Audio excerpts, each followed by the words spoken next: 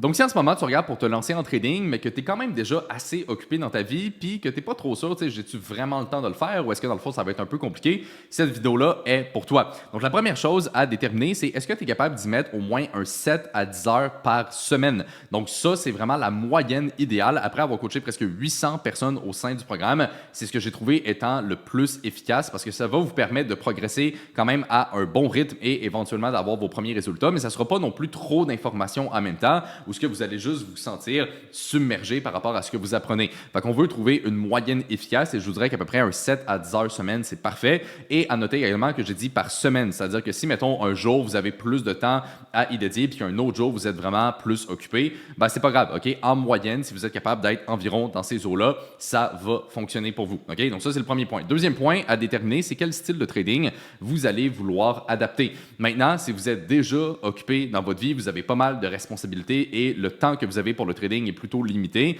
je vous dirais que dans 95% des cas, ce qui va faire le plus de sens, ça va être une approche, disons, moyen-long terme. OK? Donc, c'est sûr que si vous êtes vraiment occupé, puis qu'en même temps, vous essayez de faire du day trading, OK? Fait que de passer beaucoup de temps devant les graphiques puis de prendre tout le temps plein de trades, c'est peut-être pas si logique que ça. OK? Donc, encore une fois, pour avoir coaché des centaines de personnes au sein du programme, ce qu'on s'est rendu compte, c'est qu'un des facteurs qui permet à quelqu'un de réussir ou non, c'est d'avoir un style de trading qui est adapté à sa réalité. Donc, si votre temps est plutôt limité, eh bien, choisissez un style de trading qui est un petit peu plus vers du moyen long terme. Si vous avez un peu plus de temps à dédier pour votre trading, eh bien là, ça peut faire du sens d'y aller un petit peu plus court terme. Mais donc, il faut vraiment que ce soit adapté par rapport à votre horaire.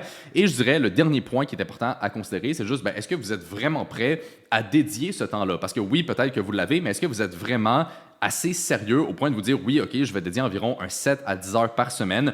Je vais être constant par rapport à ça. Je vais vraiment mettre le temps et les efforts nécessaires. Et donc, si tous ces points-là sont alignés, eh bien, c'est comme ça qu'on peut apprendre le trading et donc optimiser ses chances de réussir.